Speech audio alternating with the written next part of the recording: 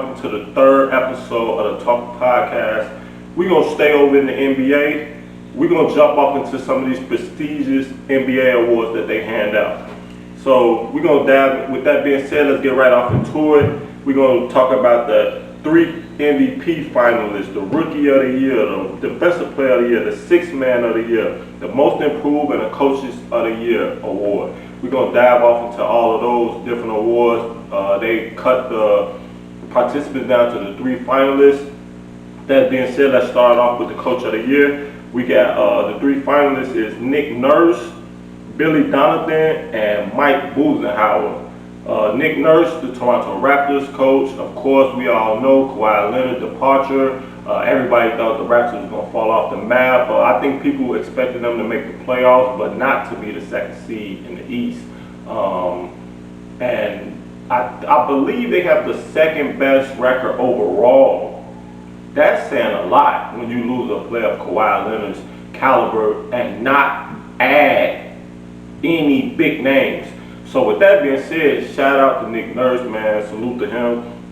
He has to get a lot of credit for them. He has he has a good team over there in the East.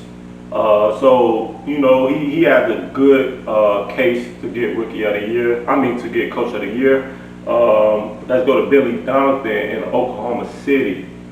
Man, what can we say? Like, everybody thought OKC was starting over. That's what it looked like. Like they traded away, they got rid of Harden early. They got rid of Ibaka. They got rid of KD. Then they was building around Russ. He had MVP year. It's like, okay, let's do the Russ thing. They gave him a big contract. Boom, trade Russ. It's like, whoa. It's like, man, they want draft picks. They want young players. They starting over.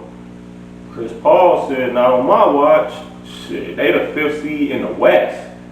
That's saying a lot. We gotta give Billy Donovan some kudos for that, because me personally, I didn't think he was a good coach. I actually think that had a lot to do with why Kevin Durant left. I don't think he respected Billy Donovan as a coach, but that's my personal opinion. But he's shown this year, like, we know when they had Russ, it was Russ ball dominant. Everything was Russ. He done changed the offense. It's more wide open. Shea Alexander, he's doing his thing. Chris Paul doing his thing.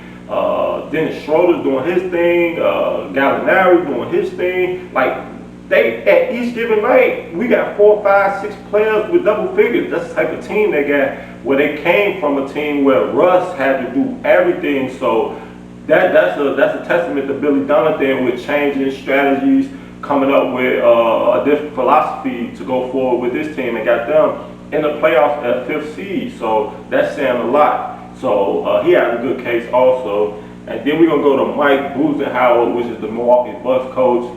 What more to say? They got the best record in the East. They got the best record in the league. And, you know, they got MVP candidate, Defensive Player of the Year candidate, Giannis Greek Freak on their squad. I'm not saying his last name because I can't. You dig? But, they did this last year. You know what I'm saying? So it's nothing new here.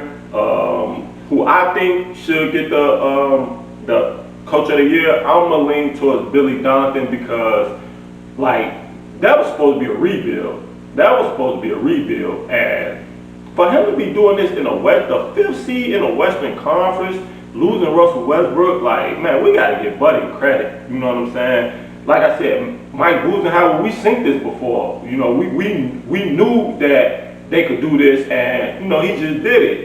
They did it last year. He's doing it again this year. He got a good team. He got a great player. So, you know, he didn't really, you know what I'm saying? Nick Nurse losing Kawhi Leonard, that's definitely a strong argument. But the only reason why I'm going to edge Billy Donovan is because he's in the West and Nick Nurse is in the East. You know, he gets the chance to inflate his record, because the East is like, they're the weaker conference of the 2 conferences. So with that being said, I'm going to edge Billy Donovan as my Coach of the Year for 2020. Let's jump to the Most Improved. The Most Improved, we got Who we got for the most improved? We got Bam as a finalist. We got Bam, which is from the Miami Heat. I can't pronounce his last name, so we all know who I'm talking about. So let's just keep it at Bam. You dig? So we got Bam as a finalist. We got B.I., which is Brandon Ingram from the New Orleans Pelicans, and then we got Luka down there in Dallas doing what Luka do. Like, so I'm looking at these numbers, and Bam went from 9 points, 7 rebounds, 2 assists, to 16 points, 10 rebounds, 5 assists. He averaging 16, 10, and 5. We didn't see that coming out of Kentucky. Like, we knew he was a good player. He was an undersized big. Let's keep it real. He's 6'8", 6'9", super athletic, but he's undersized. He went from 9 points to 16, 7 rebounds to 10, 2 assists to 5 as being a big. That's, man, first time All-Star, voted on by the coaches. That's saying a lot. Like, man, Miami, the what, 4th seed, 5th seed in the East, 4th seed in the East, 5th seed in the East. I got to take my hats off the Bam. My pick. I'm edging Bam, but Brandon Ingram, his numbers went up. He averaged 18 points, 5 rebounds, 3 assists. Now he's averaging around 24 points, 6 rebounds, 4 assists. So I think Brandon Ingram was just more so, he getting more opportunity in New Orleans. You know, last year, playing with LeBron, playing with the Lakers, I don't think LeBron and him necessarily, his game matched with LeBron's. You know what I'm saying? So I think now he's with a team that's less talented, less expectations, so he's able to flourish more. So I think he just benefited from going to a better situation. I don't think he improved. He was the number 2 overall pick. We knew Brandon Ingram had this type of talent. We expected to see this type of talent in LA, but they had a bunch of young players. So we seen glimpses of it, you know what I'm saying, with Brandon Ingram. We just needed it to be more consistent. So I think now playing under Alvin Gentry and going over to New Orleans, being put in better situations and getting more opportunities, I think he just benefited more from that. I don't think it's necessarily he improved. I just think he has more opportunities to show his talent with less likes. Because let's keep it real, the Lakers, well, when you get LeBron James, it's a lot of eyes on you, it's a lot of pressure. So now he's playing a little bit more freer. Zion was out for a while, so he got a chance to like really be the offense to be surrounded around him. So I think he kind of benefited from that. But also, you know, you can't knock him being a most improved player. Like if he wins it, kudos to him because his numbers has gotten better. But that's just my take on it. And then we got Luka. You know what I'm saying? Luka went from 21 points a game, 21, 8 and 6. 21. That's 21 points, 8 rebounds, 6 assists, to 29 points, 9.5 rebounds, 9 assists. Luka damn near averaging a triple-double. That's just that. Hey, but we synced it. Like, look at these numbers: 21, 7 and 6. We knew Luka was dope. He's getting better. The ball is in his hands more. He's getting better. He's doing this thing. They putting better players around him. Last year he didn't have a Porzingis. You know what I'm saying? Where he had him, but he was out. So now you get to see him with more talent around him. His light is going to shine brighter. So I think it's going to be between Luka and Bam, to be honest. Only reason why I'm edging Bam is because I think his floor was a lot lower than Luka's. Like, we didn't see Bam as big. We thought he was going to be just, well, at least I did. Let me speak for myself. I thought he was going to be a solid NBA player. 12 and 7 maybe, like, you know, 10 and 6 type of guy, could come in off the bench, play some defense, play, you know, like a Taj Gibson type. Like, I looked at him more so like that. For him to be averaging 16, 10, and 5, yo, salute to him, man, because in Kentucky, he was just a pick and roll guy. He caught lobs, he offensive rebound, he got putbacks. He's really developed his game to get 5 assists. Man, that's my pick. Like Luka, we knew he was a superstar when he came over here. He's been playing in the professional since 15 overseas. So we knew what Luka was gonna do. You know what I'm saying? So, but I'm not surprised if Luka win. Like I think it's between Luka and Bam personally. Like I said, shout out to Brandon Ingram. I think he just benefited from being in a better situation. You know, he pretty much got the same game. I just think New Orleans is a better situation than him than LA. But my vote is gonna go to Bam. So I got Bam as my most improved. So let's go over here to the sixth man of the year. 3 finalists: Lou Will, Montrezl Harrell, and Dennis Schroeder. Shout out to all 3 of them, because when you can come in off the bench and put up the type of numbers they put up on average, man, it's crazy. So we're going to start off with Dennis Schroeder. Dennis Schroeder is averaging 19 points, 3.5 rebounds, 4 assists on 47% shooting. Dennis Schroeder, he comes in off the bench, he plays with Chris Paul, he plays with Shea Alexander, he plays off the ball, he plays on the ball. You can't stop him from getting to the basket. He been doing this since Atlanta. Dennis Schroeder, shorty be balling, you know what I'm saying? Like, shout out to him. But I think it's a 2-man race.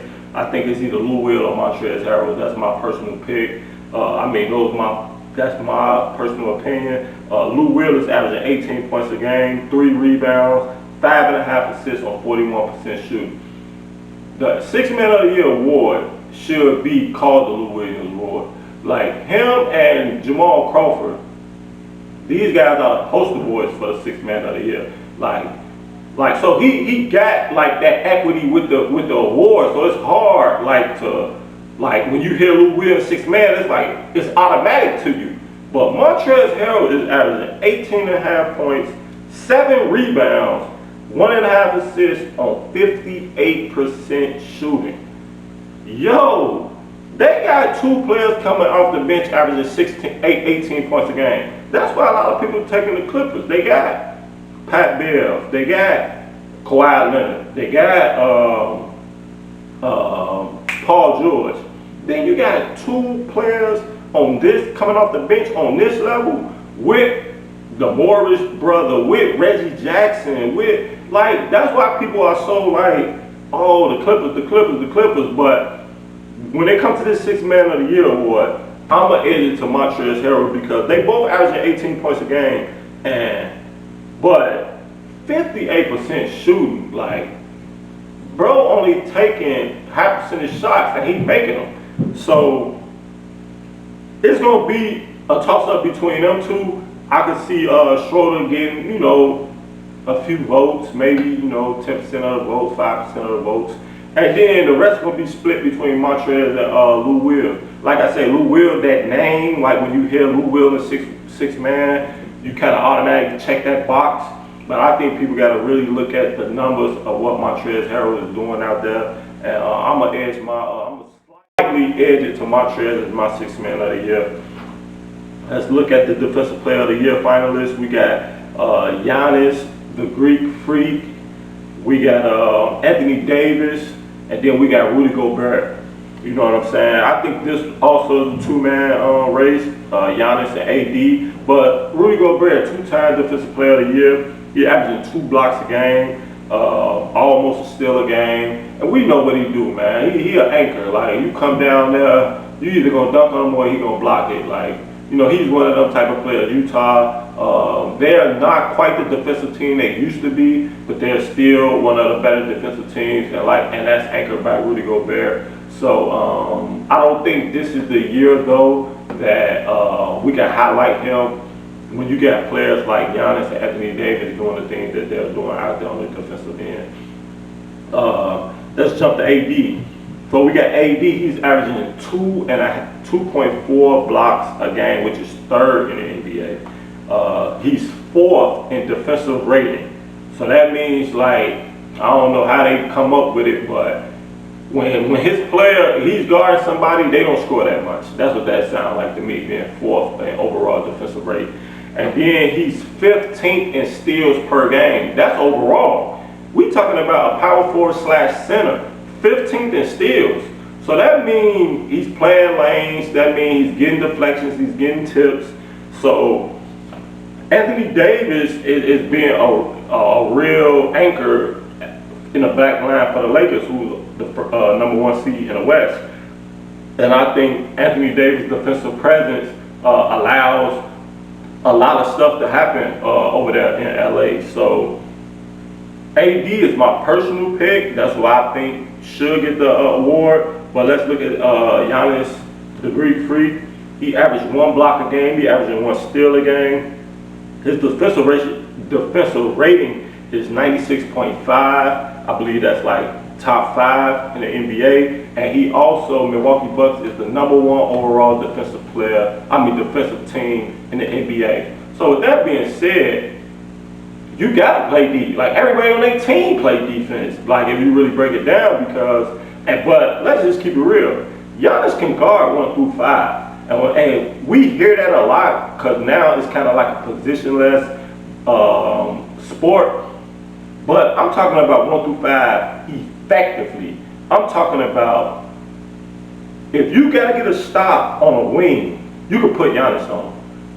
You got to get a stop on a post player, you can put Giannis on. Me personally, I think he can guard the point guard position with his length and his agility. I don't know if coaches will put him in that position because of rebounding and all that type of stuff. But if you just say one-on-one, I need to get a stop, like ain't nobody out there on the court, then shit, Giannis can stop anybody. So there's not many players that can actually guard 1 through 5 the way Giannis can. So with him being that long, covering up as much ground as he does, and like I say, Milwaukee's the #1 defensive team in the NBA. So he anchors that. You know, he's the best player on the team. So, you know, and shit, the Lopez twin is I think he's one of the top shot blockers in the NBA. So they're a good defensive team, but I think they're more scheme. It's more of a good defensive, like their scheme. Even though, like I said, no knock on them, no disrespect to them. They're a good defensive team, but we never looked at Brook Lopez as a defensive player. Never in our life. We never thought Chris Middleton was a good defender. But in their scheme, they're a solid defensive team. So I think Giannis he's definitely a good defensive player, but I would edge Anthony Davis. Like I said, he's 3rd overall in blocks at 2.4, 15th in steals to be a big. He's getting it done. And then he got the 4th overall defensive rating. You know what I'm saying? And so I personally, I would lean towards Anthony Davis, but I wouldn't be upset if Giannis got the defensive player of the year. So let's jump over to the rookie of the year. 3 finalists: Kendrick Nunn, Zion Williamson, and Ja Morant. Kendrick Nunn is averaging 15 points, 3 rebounds, 2 assists on 44% shooting. He started the season off like, I didn't even know who he was. I'm gonna keep it real. I just saw somebody from Miami just kept going crazy, and I'm like, what's this dude? Like, why he going off? And like game after game, it happened for like maybe, like man, it was over at least 5 games. Like he was scoring 30, 40 like in his sleep. I'm like, what the fuck is this? Like he was going crazy. You know what I'm saying? He tapered off as the year went, but he's still he's helping Miami do what they're doing over there. He played defense. Like I say, 15 points a game ain't nothing to sneeze at when you're a rookie in the NBA. We got Zion Williamson averaging 22.5 points, 60 rebounds, 2 assists on 58% shooting. Like man, Zion in that paint. You know what I'm saying? So he know where his sweet spot's at. He gets to him, and he making 6 out of 10 buckets. You can't get mad at that.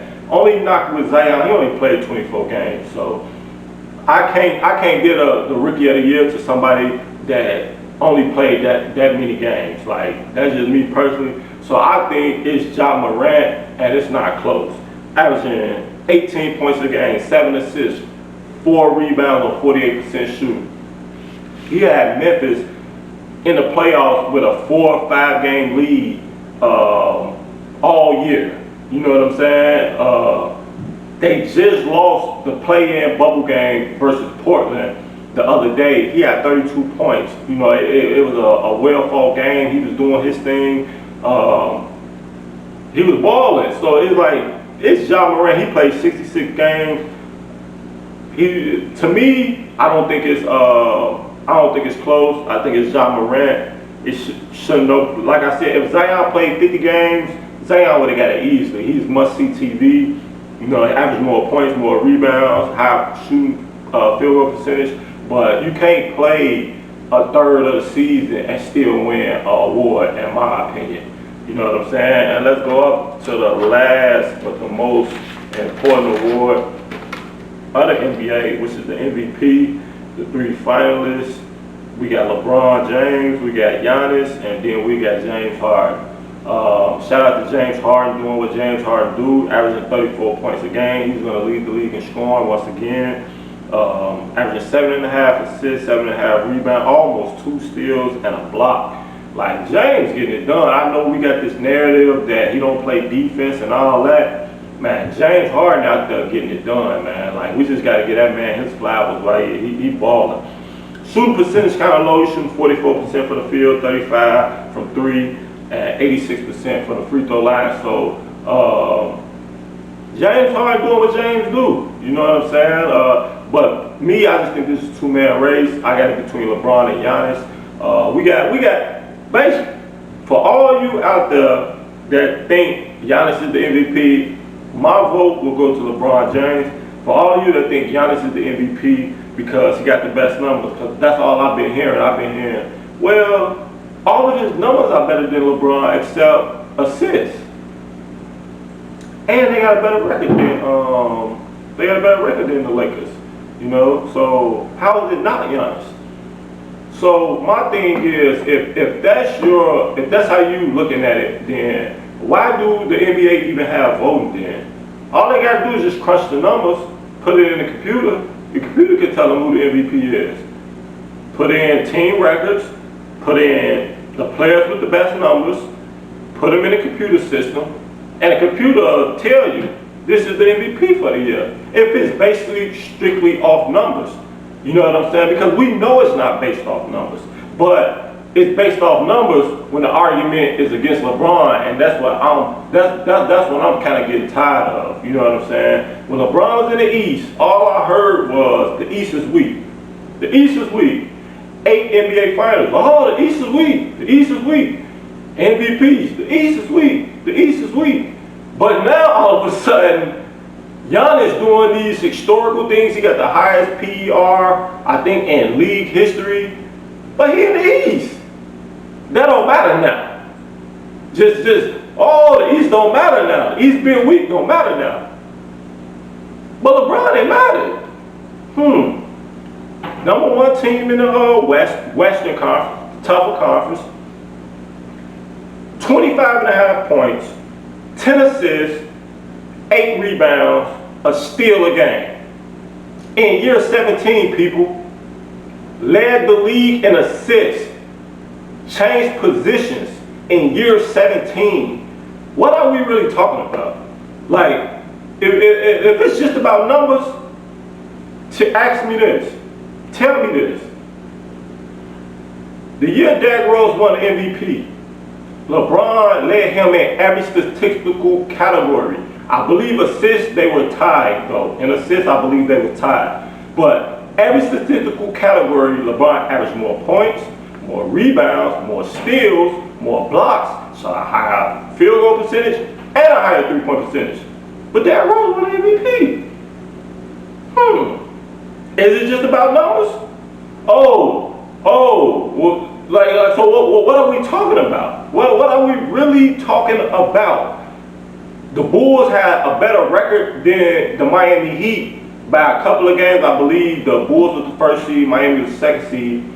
But we're going to value team accomplishment over individual accomplishment in an individual award. We're not doing that. We know why. It was the whole hype behind Derrick Rose. The NBA was happy that the Bulls was back on the national scene. The fans loved Derrick Rose, and rightfully so. Dude was a beast before all the injuries. Still is. You know what I'm saying? Shout out to him. But let's not act like they didn't steal that MVP award from LeBron. So don't give me this numbers thing with Giannis. Don't give me this, oh, Giannis got the better this, the better that. LeBron had all of that overalls. All of that better PER overalls. All of that. But Rose still got it. Why? Narrative, Chicago kid. Came back to Chicago, putting Chicago on the map. He from a rough city, blah, blah, blah, blah, blah, blah. We know what this about. The NBA always been about. It's not just about numbers, but it's definitely about numbers. It's about winning. It's about what you bring to the team, and it's about narratives. We know that, but to act like all of a sudden now it's just strictly about numbers, it's bullshit. It's bullshit. Because if that's the case, Shaq would have won over the year Steve Nash. Steve Nash won off 18 and 12. Back-to-back years. One year he won over Kobe. I think he won over Kobe rightfully so because the Lakers was like maybe the 6th seed or like the 8th seed. Like the Lakers had like a terrible record. They wasn't even that good. And Phoenix won like 60-something games. So, and then that's when they was implement and they was like on all the Showtime games and it was what was that? The running gun. But really was I forget the name that they called. They had like a name for their type of offense that D'Antoni was running. But it was like under 7 seconds. It was like Steve Nash was out there a magician. He was out there doing his thing. So I believe he should have won it over Kobe that year. But I wouldn't have been mad if Kobe got it. But the year he won it over Shaq, I think Shaq should have won it. But explain to me, if it's just about numbers, how is that happening? You feel what I'm saying? And like I said, I'm not mad if Giannis wins. If Giannis wins, he deserves it. If Giannis has a chance to be Defensive Player of the Year and an MVP. I believe only Hakeem Olajuwon and Michael Jordan were the only other two players to ever accomplish that. So if he did that, man, he'll be in great company. He'll be on his way to, being one of the all-time greats. So no knock on him, but for people to act like this is just far-fetched if LeBron won an award, it's crazy to me. Let's look deeper into the numbers of what LeBron did this year. Like I said, 25, 10, and 8 in year 17. 25, 10, and 8 in year 17. Changed positions. Was a small forward his whole life. Except his rookie year, he was the shooting guard. They moved him over for a small forward. Now he's the point guard. Led the league in assists his first year as the point guard. Wow. Whole new coaching staff. Remember, y'all said, oh, he gonna get rid of Frank Vogel. Remember, this was y'all said. He gonna get rid of Frank Vogel. He ain't, LeBron, he won't do what he want to do. Jason Kidd gonna be their coach. It looked like him and Frank Vogel getting along pretty fine to me. Number 1 seed in the Western Conference. I ain't heard nothing. You know what I'm saying? Whole new star lineup. Whole Zoe, Ingram, Kuz, all them. Nah. Whole new star lineup. Who's responsible to make all that work? LeBron. Switch positions. Year 17, we got, small forward, point guard. 9 new players on his roster. Who's responsible to make that work? On the floor, Frank Vogel, his responsibility to make it work because he's the coach. But we know that you're going to follow your best player. Players follow their best player. 9 new players, number 1 team in the West. And I'm going to go back to they're in the Western Conference.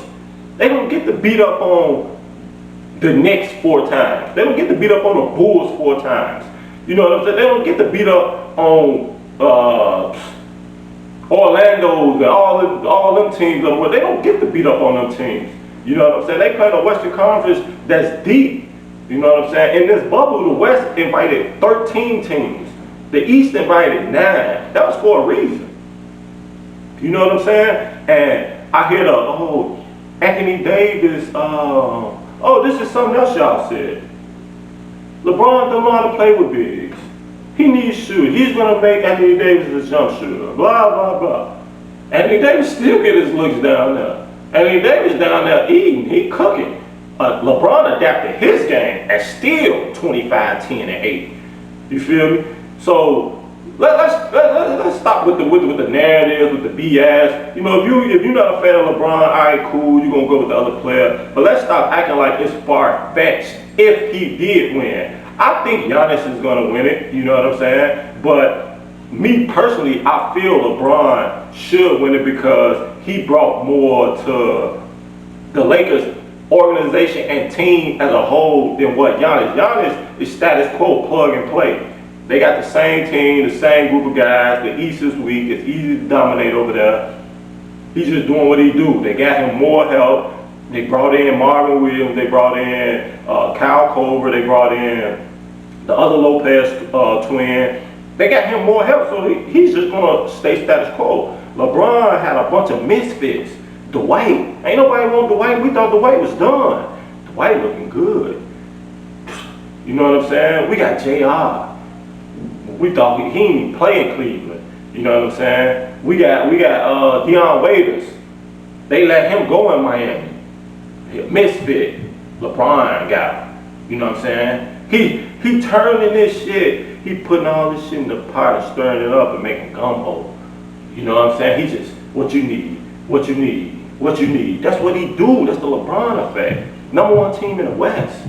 You know what I'm saying? And that's just what it is. So I'm gonna pick LeBron, but I'm not mad if anybody picked Giannis for the MVP and for the defensive player of the year. That'd be dope if he did do that. So just a recap: Coach of the Year, my Coach of the Year. I got Billy Donovan, my Most Improved. I got Bam from Miami. My Sixth Man of the Year, I got Montrezl Harrell. My Defensive Player of the Year, I got Anthony Davis. My Rookie of the Year, I got Ja Morant. And my MVP, I got LeBron James. Like I say, these are my personal picks. I know the NBA and I kind of know how they work, so I wouldn't be surprised if like Luka and Giannis and all of them guys won some awards. But like I said, this is my personal pick and my personal take. So with that being said, thank you for tuning in to the 3rd episode of the Talking Podcast. If you do not follow us on Facebook, please follow us at the Talking Podcast Facebook group. Just send us a request, we'll accept you. Also, you can find us on YouTube under Talking Podcast. Till next time.